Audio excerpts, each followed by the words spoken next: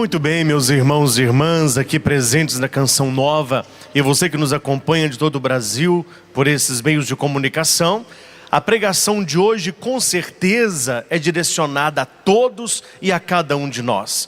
Nós estaremos falando a respeito da nossa família, de transformar a nossa família num lugar de cura. Acredito que a nossa vida e o modo como nós nos portamos dentro da nossa casa, nós atraímos a bênção de Deus ou nós atraímos a maldição. O dom maior que nós temos, e este dom foi um dom que Deus nos deu, e é o maior de todos, e que muitos esquecem, é o dom do livre-arbítrio.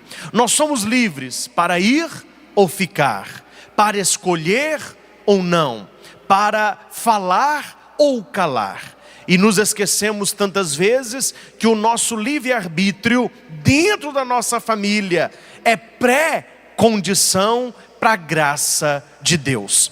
Acredito que o amor de Deus, acredito que a bênção de Deus para a nossa família passa através dos nossos relacionamentos. Então você que pertence a uma família, você que nos acompanha aí da sua casa, muitas famílias reunidas, pessoas aposentadas, tantas pessoas doentes que encontram nesta programação um alívio para a sua vida, vamos fazer um momento de oração, um momento de entrega para a escuta da palavra. Nós não queremos apenas escutar a palavra de Deus, mas queremos que a palavra de Deus transforme a nossa família num lugar de cura, num lugar de bênção, num lugar onde se manifesta o poder de Deus. Então vamos fechar os nossos olhos. Olhe para dentro de você. Só se vê bem as coisas de Deus com os olhos fechados. E é por isso que nós nos colocamos na presença dEle. E é por isso que nós pedimos a sua bênção e a sua graça para este momento. Deus eterno e todo-poderoso, nós nos colocamos na vossa presença. E nós acreditamos, Senhor, que Tu tens planos e bênçãos maravilhosas para a família de cada um de nós. Concede-nos a graça de ouvir esta pregação com o nosso coração aberto, que possamos, como conduzia Eliana, fechar o nosso guarda-chuva e nos permitirmos encharcarmos do poder de Deus, que Deus possa encharcar o nosso coração, encharcar a nossa família, e que Deus use de nós, que Deus use de mim, para que a minha família se transforme no lugar de cura, se transforme no lugar de bênção. Concede-nos, Senhor, esta graça. Permaneça conosco neste momento e abençoe as nossas famílias. Louvado seja nosso Senhor Jesus Cristo. Para sempre seja louvado. Meus irmãos e irmãs, a pergunta que se coloca primeiramente é uma: a sua família, ela existe ou ela tem existido para a glória de Deus? Esta é a pergunta que todos nós temos que fazer todos os dias. Quando abrir os olhos pela manhã e quando você olhar para a sua família, você tem que profetizar isso e você tem que assumir isso na sua vida. Eu nasci para a glória de Deus. A minha família existe para a glória de Deus. E eu quero refletir com você, nós não vamos ler, mas você pode ir à Escritura. Marcos, no capítulo 1 e Marcos, no capítulo 2, nos dá dois exemplos de famílias que se tornaram locais da graça e da cura de Deus.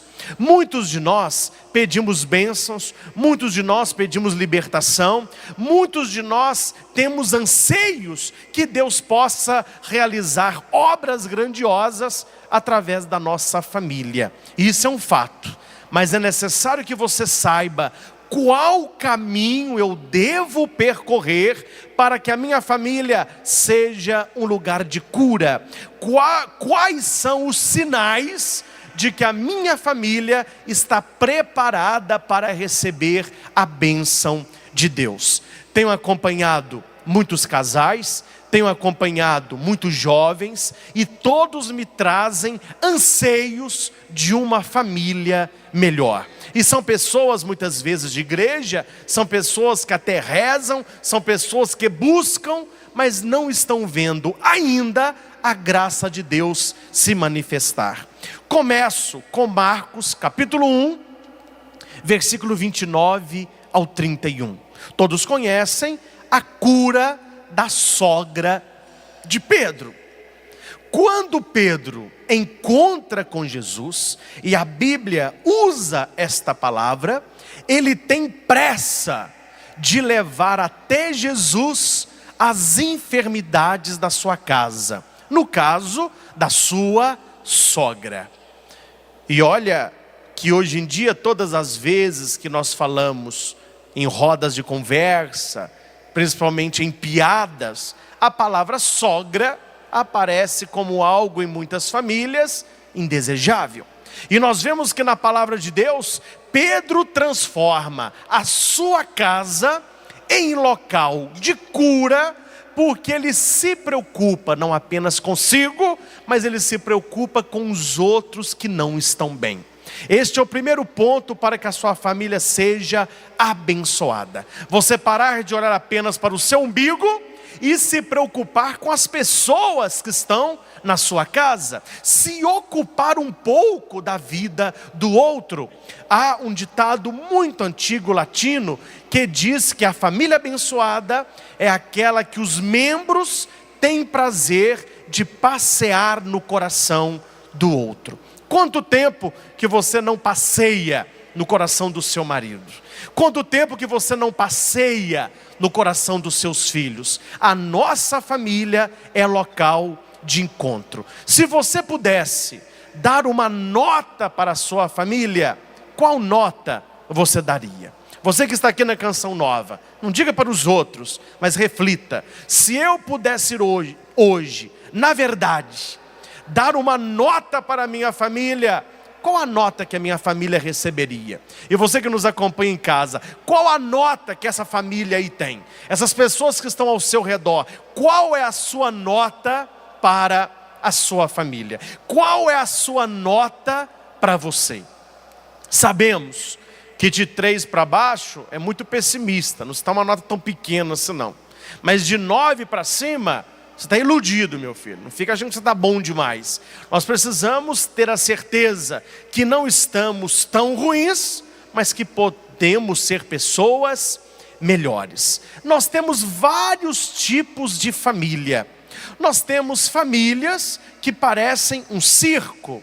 As pessoas sorriem, não conversam sério hora nenhuma.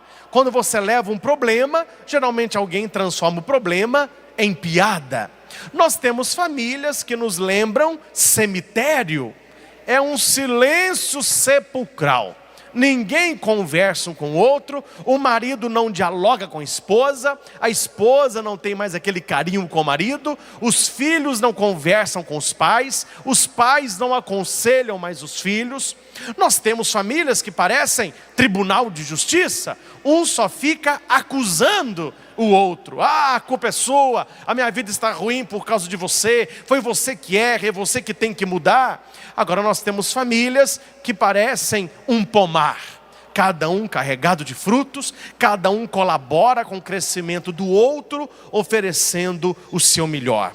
Nós temos famílias que nos lembram uma igreja, onde as pessoas se amam e onde está a presença de Deus. Nós temos famílias que nos lembram a sagrada família de Nazaré. O pai é um José, um homem de Deus. A mulher é Maria, toda voltada para Deus. E os filhos imitam Jesus Cristo, crescendo em estatura, sabedoria e graça. A pergunta é, meu irmão, se você fosse colocar uma placa na porta da sua casa, qual seria a placa que você colocaria? Qual é o estilo da sua família? Hoje em dia não usa mais, mas precisamos voltar a usar. Não sei se você lembra daqueles tapetes, a origem é norte-americana, mas que ficava na porta da nossa casa, escrito: aqui vive uma família feliz. Ou, seja bem-vinda ao nosso lar. Não se usa mais, que muitas vezes substituíram o lar pela casa. Olha, construir casa é muito fácil. Me dê dinheiro que eu construo para você uma mansão. Mas eu quero saber se dentro da sua casa existe um lar. Se dentro da sua casa as pessoas se interagem, as pessoas dialogam. Estive nessas viagens em Campos do Jordão. E lá encontrei uma placa, que era a placa que eu gostaria de colocar na porta da minha casa. Claro que eu não trouxe placa para dar para todos, né? Mas eu gostaria de dar uma placa para cada um. A placa está aí? Quem busca ali para mim? Aquela plaquinha ali, ó.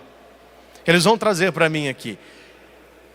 É a placa, meu irmão, que nós devemos pôr na porta da nossa casa. Eu sei que você vai rir, mas é aquilo que Deus sonha para cada um de nós. Pelo menos na minha casa, eu gostaria de colocar uma placa dessa. Muito obrigado. Aqui é bom que todo mundo é pau para toda obra, né? Olha aqui. Eles vão fechar na placa. Coloque essa placa na porta da sua casa, meu irmão. E eu vou ler para você o que a placa diz. Olha aqui. Bem-vindos a este hospício. Aqui somos todos loucos uns pelos outros. Será, meu irmão, que na porta da nossa casa esta placa poderia ser colocada? Será que a nossa família se move de amor e preocupação pelos outros? Seria bom se essa placa ficasse aqui durante a pregação, mas ela vai cair, e como estamos ao vivo, vai fazer um maior estrago aqui, né? Eu vou deixar ela aqui, ó. Só para a gente lembrar. A nossa família é uma família ou é uma família? Uma coisa é família, outra coisa muito diferente é família. O que é uma família? Cada um está voltado para a sua vida, para os seus interesses, para os seus projetos pessoais. O que interessa é a minha vida, é o meu dinheiro, é o meu carro, é o meu trabalho, é o meu sucesso. O restante, meu irmão, que se dane. Se eu estou bem, o restante da minha família é secundário. Isso não é família, isso não é lar. E está faltando a presença de Deus. Primeiro sinal para que a sua família seja um lugar de cura: a ocupação com o outro. Eu não estou falando da pré-ocupação com o outro, a ocupação. Quem vive pré-ocupado com o futuro é porque não está se ocupando do presente. Então nós temos que ter tempo para nos ocuparmos com aquilo que é importante para nós. Depois de Deus, o que é mais importante que uma família abençoada, que uma família unida, que uma família que conversa, que uma família que reza? Família que reza unida, permanece unida. Vamos completar? Família que reza unida, então a cura da sogra de Pedro vem da intercessão de Pedro. Pedro levou a sua sogra enferma à presença de Jesus. Há pessoas que têm na família pessoas doentes também, com o vício do álcool, com o vício da droga, com o vício da pornografia, com o vício em dívidas, em jogos, e a pessoa fica xingando, é blasfemando, é julgando palavras de maldição. Aprenda com Pedro. Leve esta pessoa a Jesus. Enquanto a pessoa não vai até Jesus, que vá a Jesus você. Dê o primeiro passo na fé. O primeiro passo é seu, o segundo passo é de Deus. Segundo texto para transformar a nossa família em lugar de cura. Marcos capítulo 2. A cura do paralítico. 4 homens vieram carregando um amigo numa maca, e Jesus estava numa casa pregando a palavra, e gente na porta, e gente na cozinha, e gente na sala, e gente na janela. Eles chegaram com o paralítico, aí alguém disse: pode ir embora, tem jeito não, tá, ó, o negócio aqui tá bombando.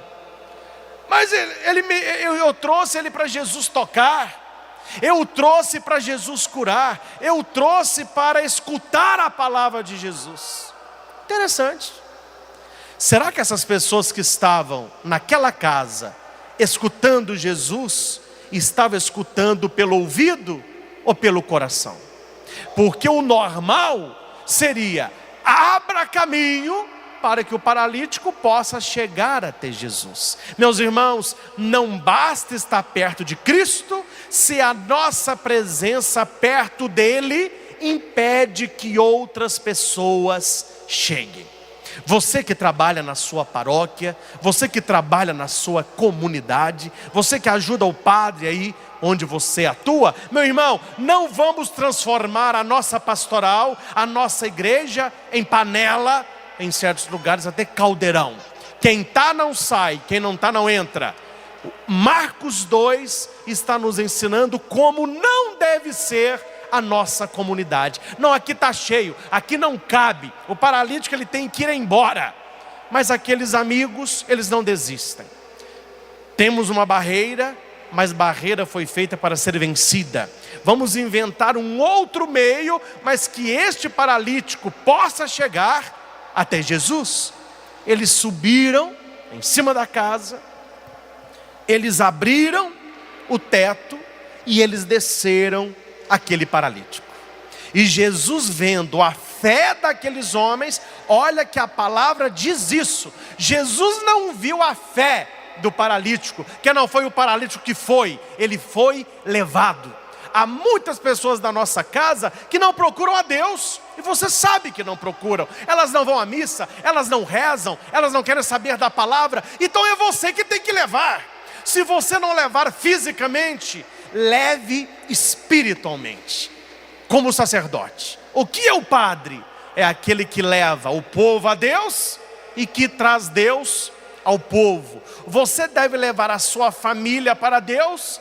E se a sua família não vai, então leve Deus para a sua família. Aqueles homens levaram o paralítico, e Jesus, vendo a fé daqueles homens, ele diz: filho, os seus pecados estão perdoados. Jesus, ele não vai no secundário, Jesus, ele vai no essencial. E o essencial daquele homem não é uma cura física, mas é uma cura espiritual. É a cura do coração, é a cura do pecado. Muitas pessoas não vão até Cristo porque estão paralíticas por causa do pecado. Aquele que está nas trevas, ele não quer se aproximar da luz para que as suas obras não sejam conhecidas. Eu sempre digo algo: a pessoa não precisa em primeiro instante ser boa para procurar a Cristo.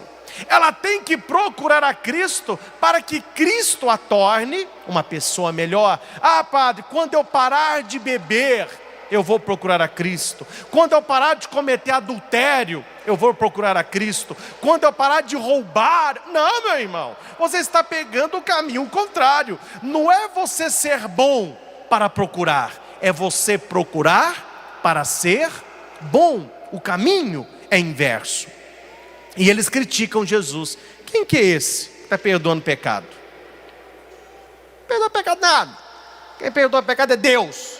Aí, por causa disso, Jesus, sabendo o que se passava no coração, disse: para que saibais que o Filho do Homem tem poder para perdoar pecados, olhou para o homem e disse: levanta-te, toma a tua cama e vai para a tua casa. E aquele homem é curado. Notem, meus irmãos, tanto Marcos no capítulo 1, como Marcos no capítulo 2, nos dá uma prova essencial para que a nossa família seja um lugar de cura. E qual é essa prova? A pessoa que conhece a Cristo e que sabe o tamanho do seu poder, ela não pode ter vergonha de levar a sua família para Deus e trazer Deus para a sua família. Se você não desistir, se você colocar essa placa na porta da tua casa: aqui é um hospício, porque nós somos loucos uns pelos outros. Eu amo a minha família, eu me dou para a minha família, eu faço tudo que eu posso para a salvação da minha família. Minha família não pertence à bebida, minha família não pertence à droga, minha família não pertence à traição, a minha família pertence a Deus. Então eu levo as pessoas para Cristo e trago Cristo para as pessoas. Pedro levou Jesus para o doente. Os 4 homens levaram o doente para Jesus. Um dos dois, meu irmão. Ou você vai levar a sua família para Deus, ou você vai levar Deus para a sua família. E por que a casa de Pedro se transformou no lugar de cura? Por que a casa onde descer o paralítico se transformou no lugar de cura? Por causa de uma coisa apenas: a presença de Jesus. A sua casa pode ter o que for, você pode ter o conforto que tiver, se não houver a presença viva de Jesus, se você não abrir o seu coração à força do Evangelho, você chegará à conclusão de que o seu tudo é nada, porque sem Jesus nada nós podemos fazer. Note que quando eles chegaram com aquele paralítico, a casa estava entupida, tinha gente em tudo quanto é quarto, cozinha cheia, banheiro cheio, sala cheia, gente na cama, gente no sofá, para escutar Jesus. Por que aquela casa estava cheia? Por que todas aquelas pessoas queriam estar naquela casa? Porque Jesus estava lá. Não vou aqui dizer o nome, mas existe um programa, que não é um programa nacional, mas que passam as grandes mansões dos Estados Unidos. Um programa totalmente inútil, futilidade total. Mas as pessoas, principalmente os mais pobres, gostam de ficar assistindo. Então são casas que parecem até irreais. São salas enormes, com piscina, com cinema, com pista de Cooper, com tudo que você imaginar a casa tem. E eu estava assistindo com um olhar mais antropológico, não para ver a casa, mas para ver a reação das pessoas. Nas 3 mansões mostradas no programa, a casa estava cheia. Os filhos do casal, mas tinha gente para tudo quanto era lado. Você olhava na piscina, tinha jovem nadando. Você olhava na sala de sinuca, tinha gente jogando. Você olhava no cinema, tinha casal assistindo filme. A casa arroiada. E eu cheguei a uma conclusão: aquela casa se transformou num lugar de atração e num lugar de cura. Não foi porque tinha PlayStation, não foi porque tinha piscina, não foi porque tinha cinema, porque tinha Jesus. É isso que falta na casa de todos nós, para que a nossa casa seja um local agradável de se estar, um local que atraia, um local que transforma e não um local que deforma. O segredo da casa do cristão, o segredo da casa do católico é a presença viva de Jesus Cristo. É esta presença que atrai. Não é uma presença que nos dá apenas prazer, mas é uma presença que nos dá alegria. O ser humano tem trocado muito fácil a alegria de Deus pelo prazer do mundo. Numa das entrevistas que dei, a repórter me perguntou assim: padre, pecar é bom? Respondi: pecar não é bom, não, é ótimo.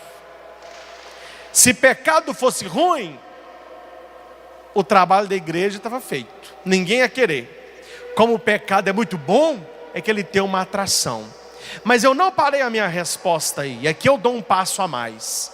O pecado até pode ser bom, o que é ruim são as consequências do pecado. Na hora é muito bom, o marido ali no adultério, ou a pessoa pegando o dinheiro que não lhe pertence, ou alguém usando a sua língua para blasfemar, na hora dá um prazer, mas depois vem as consequências. O adúltero, ele perde a família.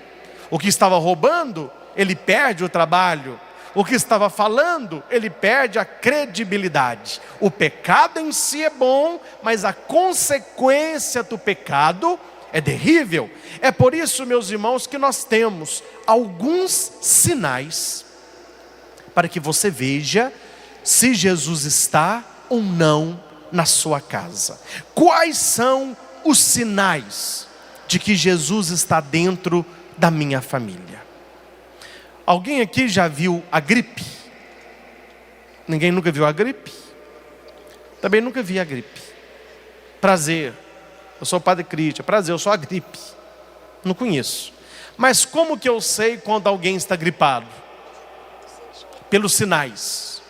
Eu indo até a sua casa, ou você indo até a minha, eu não vou ver Jesus andando lá dentro, mas eu posso ver os sinais da presença de Cristo na família, como eu vejo os sinais de alguém que está resfriado. São vários sinais. Eu quero refletir com você hoje pelo menos 4 sinais. Primeiro sinal: a minha família atrai as pessoas. Primeiro sinal que Jesus está na sua casa: as pessoas gostam de estar lá. O seu marido sai do trabalho, ele tem pressa para voltar para casa. Os seus filhos saem da escola, eles têm pressa para voltar para casa. A sua mulher sai do salão, ela tem pressa para voltar para casa. Hoje em dia, meu irmão, as pessoas querem estar em qualquer lugar, menos em casa. Acabou o trabalho, aí eu vou para o boteco. Acabou a escola, aí eu vou para o shopping. Acabou as compras, aí eu vou fazer hora, porque aqui eu me sinto bem. As pessoas se sentem bem longe da família. As pessoas se sentem bem no cinema, no shopping, na praça, na casa do vizinho, na casa do colega, mas muitos não se sentem bem dentro da própria família. O primeiro sinal de que Jesus está na sua casa é se sua casa é um local agradável de estar. Se o clima da sua casa é um clima bom. As pessoas que vão na sua casa, elas voltam. Elas gostam de voltar. As pessoas que vão na sua casa, elas saem melhores do que elas chegaram. Que tem família, filho, que você chega sorrindo e você sai chorando. Agora, tem família que você chega chorando e você sai. Tem família que transforma. Tem família que deforma. Os seus filhos gostam de estar na sua casa, ou eles só querem estar na casa de vizinho e colega?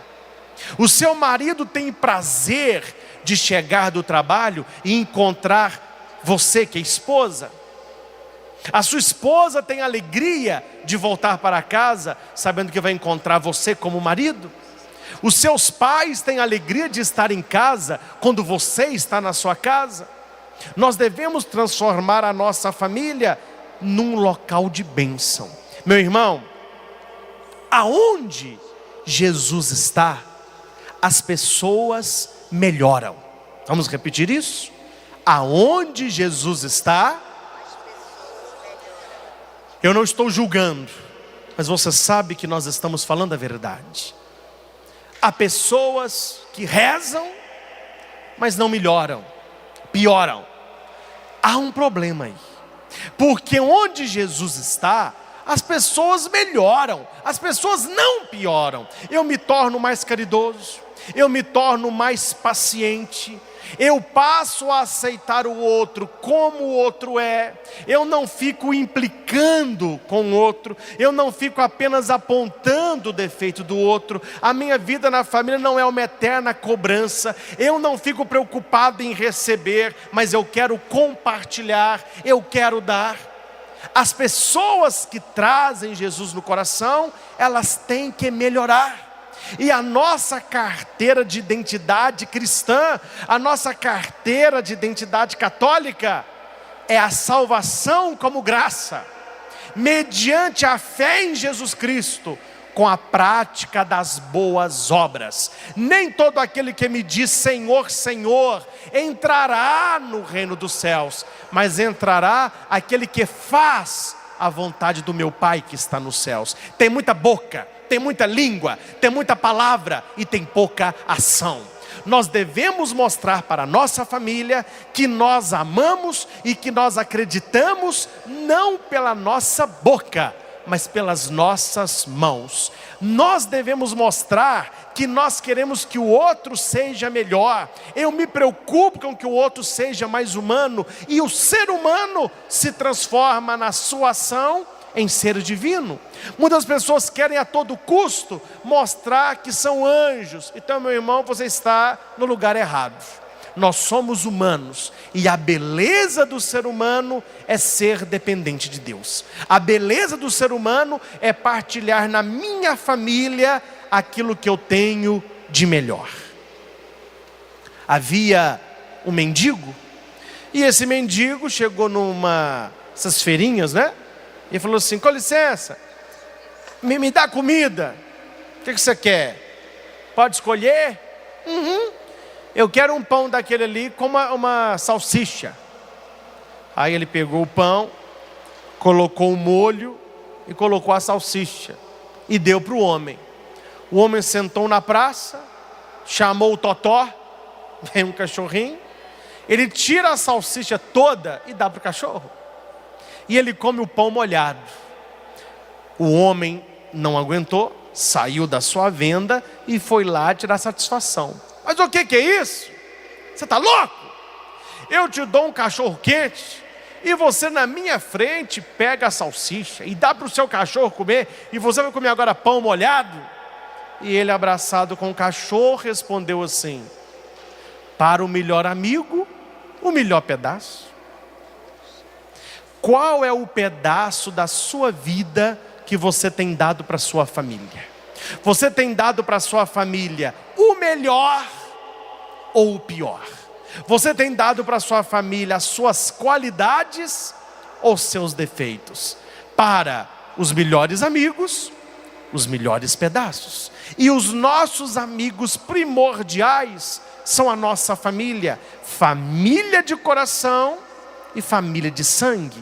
Claro que todos nós temos famílias grandes. Nós temos a família, que é o papai, a mamãe e os filhos, mas nós temos também a família do coração, pessoas queridas que nós vamos somando a nossa existência e que nos tornam pessoas melhores. Estes locais que nós frequentamos têm que ser locais que atraem.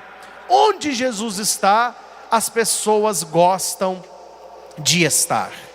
Quem tem problema e procura a sua família, a pessoa quer ser melhor. Apocalipse 3, versículo 14 e 20, depois você pode ler todos, mas eu vou destacar um versículo que diz: eis que eu estou à porta e bato. Se alguém ouvir e abrir a porta, eu entrarei e nós cearemos juntos. Meus irmãos, será que não é hora de você, de nós aqui, numa reflexão sincera, não para agradar os outros, mas para a verdade do coração onde Deus está, pensar no seguinte: será que Jesus está realmente na nossa família? Será que esta batida na nossa porta já foi ouvida? Será que essa porta já foi aberta? Será que esta ceia já foi preparada? Meus irmãos, infelizmente, olhando o mundo como está e olhando muitas famílias como estão, nós podemos dizer sem sombra de dúvida: em muitas famílias Jesus ainda não está. E como é que eu sei disso? Se Jesus estivesse, as coisas não estariam como estão. Se Jesus estivesse, as pessoas não fariam o que estão fazendo, as pessoas não falariam o que estão falando. Fui há pouco tempo em Paranavaí, a quem manda um abraço, lá no Paraná, pregar um rebanhão, um encontro com Jesus. E a família, nos acolheu, e eu notei a mesa posta, as pessoas falando assim, mais educadamente, os jardins arrumados, toalhas nas camas. Claro que eu não fiz comentário nenhum, mas eu sei que ali houve uma preparação. Eu preparo para aquele que eu quero receber bem. Eu mudo meu estilo de vida porque eu quero honrar aquele que é importante para mim. Meus irmãos, nós preparamos as coisas para os de fora, mas nem sempre preparamos para os de dentro. Nós estamos longe até de cachorro vira-lata, porque o bom cachorrinho vira-lata, ele lambe os de casa e morde os da rua. O que muitos jovens estão fazendo atualmente? Eles estão mordendo os de casa e lambendo os da rua. Tratam todos muito bem, mas entrar dentro de casa não tem caridade com os mais idosos, não escuta o vovô e a vovó, não quer aconselhamento dos pais, não quer conversa dentro de casa. Parece, hoje em dia não tem isso mais não, mas quando eu era bem pequenininho lá em Itaúna, os ônibus, esses ônibus, o pessoal fala busão, né? Que faz as linhas dentro do município, tinha uma placa naquele motor enorme, escrito assim: não converse com o motorista. Vocês lembram dessa placa? Hoje em dia não tem essa placa mais. Tem pessoas que dentro da família parece um motorista de ônibus antigo. Eles ficam com uma plaquinha na mão: não converse comigo. Não há diálogo, não há preocupação, não há interatividade com a vida do outro.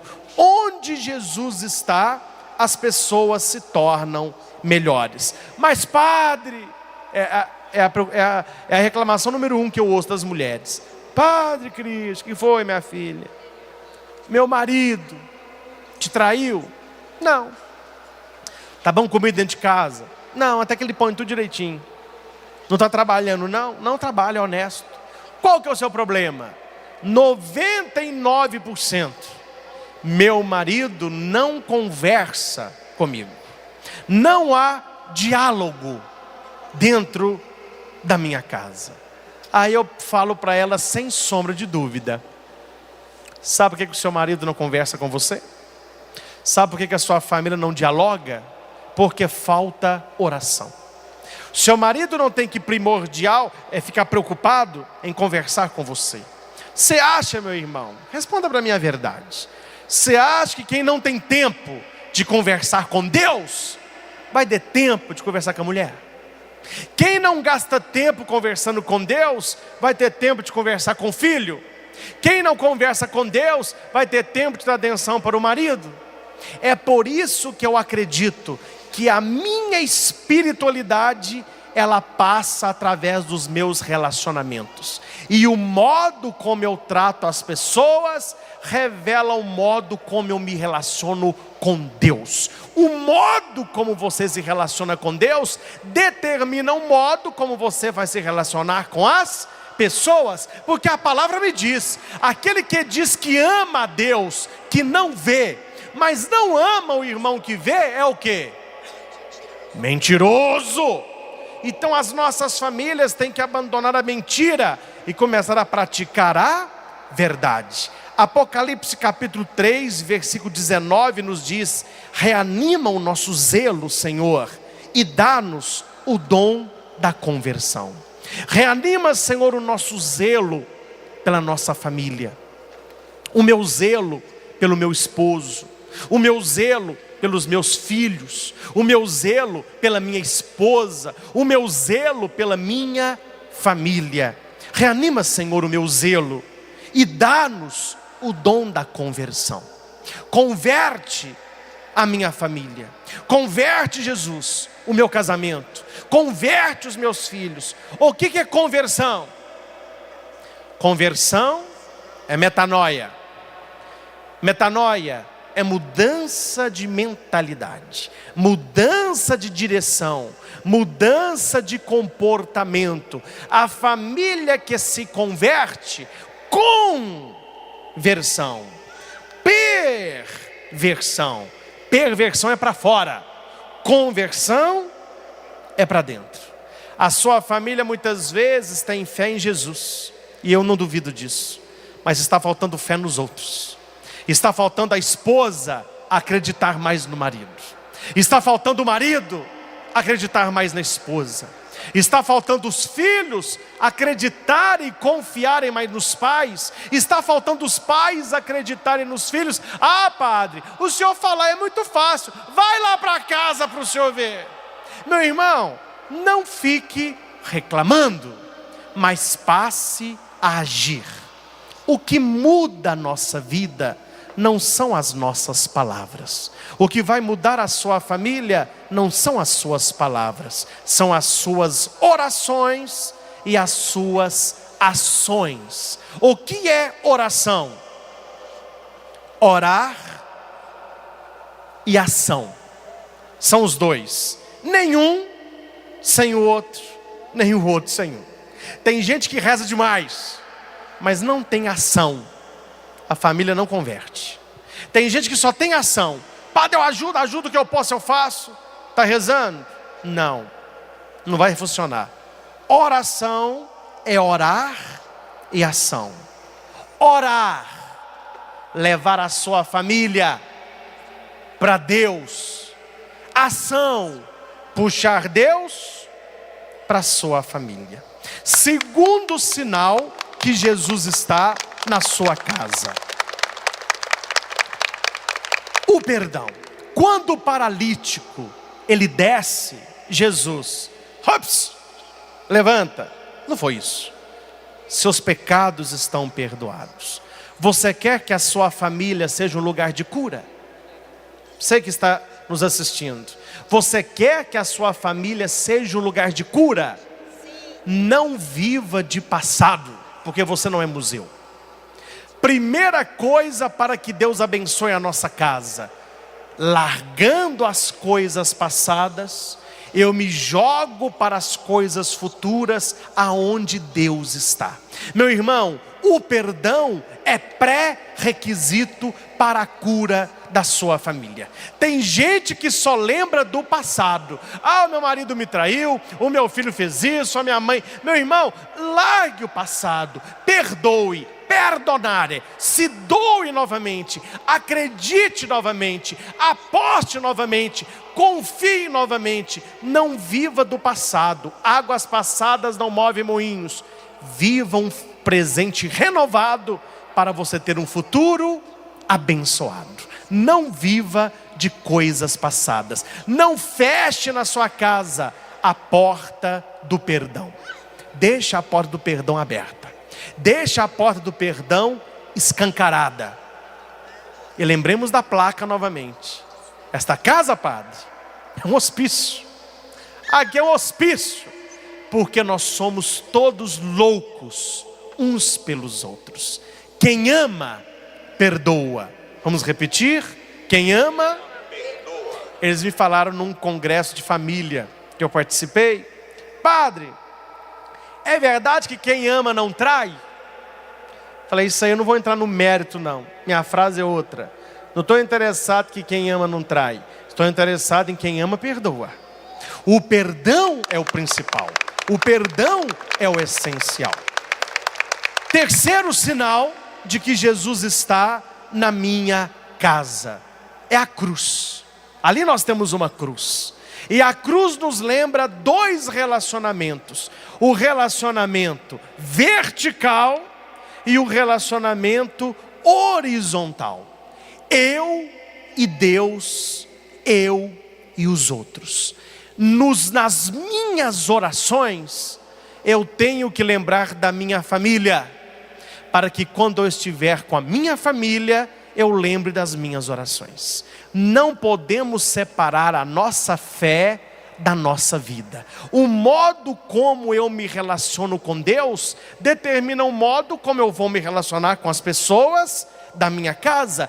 Quem se relaciona bem com Deus tem que se relacionar bem com os outros, a começar da sua família, a começar da sua família. A pessoa vai à missa, fica lá de mão posta, rezando. Aí acaba a missa. Aí ela sai toda feliz da igreja, né? Aí chega alguém: ô fulano, tudo bem? Graças a Deus. Como vai a sua nora? Não posso nem ver. Tem 1 ano que eu não cumprimento. Mas está indo na missa, né? Está rezando Pai Nosso. Perdoai, Senhor, as minhas ofensas, como eu perdoo quem me ofendeu. Menos a minha nora, menos a minha sogra, menos o meu patrão que me despediu injustamente, menos o meu amigo que me traiu, menos a minha namorada que mentiu. Aí nós vamos fazendo aquela lista de pessoas que nós não perdoamos e nós comprometemos o nosso relacionamento horizontal e esquecemos que o modo como eu trato os outros determina o modo como Deus me trata. Eu não perdoo o outro porque o outro merece ser perdoado. Eu perdoo o outro porque eu amo a Cristo. É isso que tem que estar no nosso coração. Eu não dou para o outro uma segunda chance porque o outro merece. Porque tem muita gente que não merece.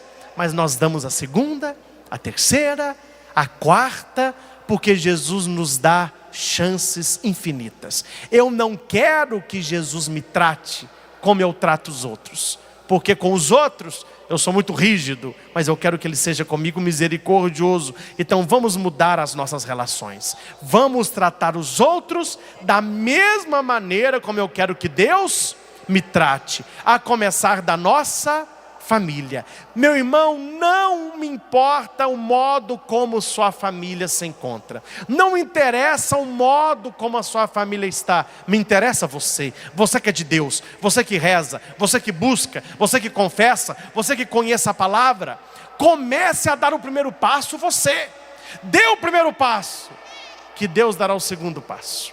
Leve a sua família para Deus. E se a sua família não for, leve Deus para a sua família. É assim que nós mostramos para o mundo que o nosso relacionamento com Deus vertical é verdadeiro, porque o nosso relacionamento horizontal, ele é tranquilo. Quando nós fazemos o sinal da cruz, por que é Pai, Filho e Espírito Santo?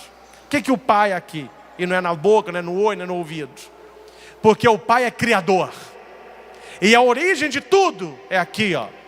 A nossa mente, ela é também criadora. Antes de você fazer o bem ou você fazer o mal, primeiro é dentro, para depois ser fora. Fariseu hipócrita, você se preocupa em lavar o copo por fora, mas não lava o copo por dentro. Você se preocupa com as coisas exteriores, mas não está cuidando do próprio coração. Em nome do Pai, cura aqui. Em nome do Filho, são os órgãos vitais, é o coração. É aqueles órgãos que nós não vivemos. Como eu não vivo sem Cristo, eu tenho que ter um coração semelhante ao dele. Coração manso e humilde. O Pai que cria e o Filho que salva. Você vai salvar a sua família? Não é com a boca, nem em nome do Filho, em nome do Pai e do Filho. Não é aqui o Filho é aqui, ó. O Filho é perto do coração. Você vai salvar a sua família falando menos e amando mais. Criticando menos e perdoando mais, exigindo menos e oferecendo mais. Não queira mudar os outros, mude você e você estará mudando a sua família. E em nome do Espírito Santo, são os nossos braços. Os nossos braços na nossa casa fazem as ações de Deus, as vezes de Deus. Quantas vezes a família tem tudo, mas eles querem apenas um ombro, apenas um abraço, apenas uma palavra. Faça da sua casa um lugar onde a cruz de Cristo tem espaço. Tenha na sua casa um crucifixo, seja no quarto, seja na sala. E a partir de hoje, você que me acompanha na sua casa, você que está aqui na Canção Nova, olha, a hora que você olhar para a cruz, lembra, eu tenho que ter um relacionamento vertical, eu tenho que ter um relacionamento horizontal equilibrado. O modo como eu me relaciono com Deus determina o modo como eu me relaciono com os outros. E o modo como eu trato a Deus está mostrando como eu quero ser tratado por Ele. Você nunca mais verá a cruz da mesma maneira. A cruz nos muda, a cruz nos cobra e a cruz às vezes pesa. Porque enquanto Jesus está na cruz, pelo menos lá não nos incomoda. Mas nós devemos nesta quaresma, e já estamos chegando na semana maior, transformar o nosso coração em Calvário. Permitir que Jesus esteja crucificado no nosso coração, para que esse sangue que caiu lá no Calvário e que não me salvou, que aquele sangue possa cair no meu coração e me salvar. Que aquele sangue só lá no Calvário, ele não resolve, ele tem que pingar em nós, ele tem que passar em nós, ele tem que nos restaurar e fazer com que nós sejamos na nossa casa canal da salvação de Deus. E último sinal de que Jesus está na nossa família: o respeito e o temor. Respeito aos outros e temor a Deus. É isso que está faltando, meus irmãos. Quando eu dou palestras, congressos, eu sempre digo para os casais: eu resumo o sucesso da família em apenas 2 pontos. E olha que eu vou arriscar, nós estamos aqui em rede nacional, mas eu sustento e não abro mão disso. A família que tem oração e diálogo é uma família vitoriosa. Um casal que reza e que conversa é um casal vitorioso. Oração pessoal e comunitária, leitura diária da Bíblia, devoção a Maria Santíssima e celebração da Santa Missa. Oração pessoal, oração comunitária. Diálogo com os pais, com os filhos, com o esposo, com a esposa, e diálogo com Deus. Você quer mais o quê, meu irmão? Oração e diálogo são as 2 bases de uma família equilibrada, de um casamento vitorioso, de um lar verdadeiramente cristão. Padre, e o amor?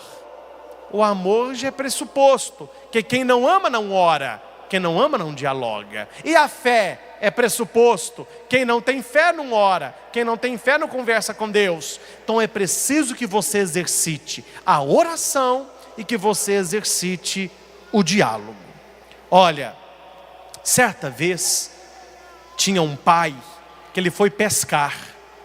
Ele estava pescando, ele gostava de ensinar o filho lições. Aí ele falou assim: filho, o que foi, papai? Escuta, é uma carroça. É uma carroça. Mas me responda, a carroça está cheia ou vazia? Sei, papai. Como o senhor sabe? Mas eu vou te falar. A carroça ela está vazia. Opa, que é isso, gente? Essa placa pode cair na nossa casa não, só aqui, viu? Isso é só ilustração. Hospício é assim, as coisas caem, quebram. A carroça está cheia ou está vazia? Não sei, papai. A carroça está vazia. Como o senhor sabe? Olha primeiro. Ele subiu no barranco e ficou lá olhando. E a carroça passou vazia. E ele voltou para o pai e disse: meu pai, o senhor é sábio. Como o senhor sabia que a carroça estava vazia? E o pai respondeu: que estava fazendo barulho demais.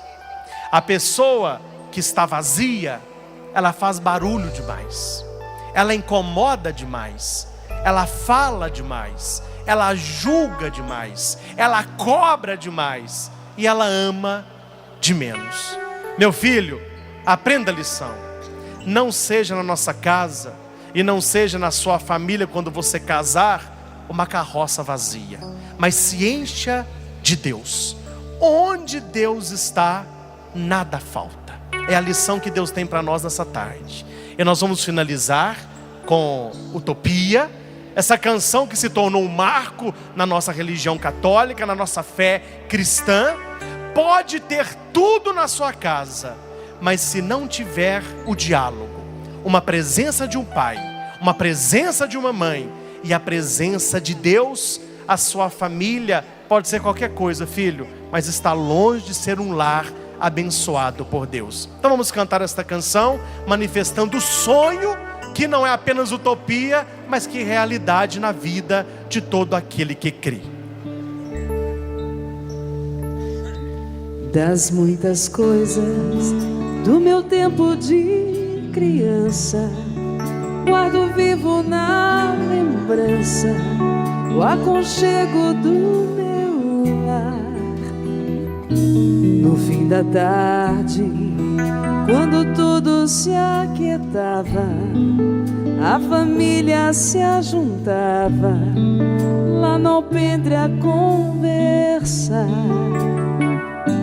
Meus pais não tinham nem escola e nem dinheiro. Todo dia, o ano inteiro, trabalhava sem parar. Faltava tudo, mas a gente nem ligava. O importante não faltava: seu sorriso e seu olhar. Você.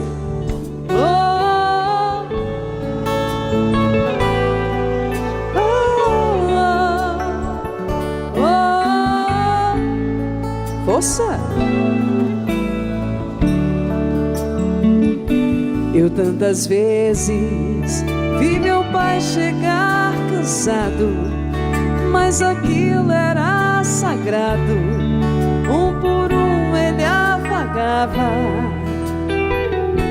e perguntava quem fizer estrepulia. E a mamãe nos defendia, e tudo aos poucos se aquietava. O sol se punha, a viola alguém trazia. Todo mundo então queria ver papai cantar pra gente. Desafinado, meio rouco e voz cansada, ele tocava mil toadas, seu olhar no sol poente. Solta a voz.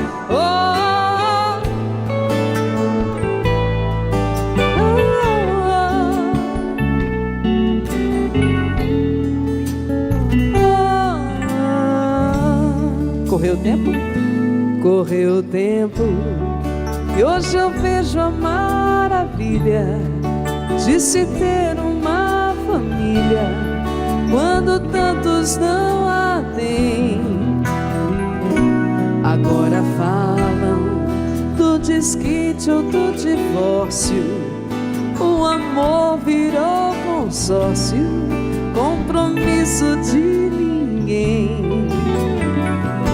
Há tantos filhos que, bem mais do que um palácio, gostariam de um abraço e do carinho entre seus pais.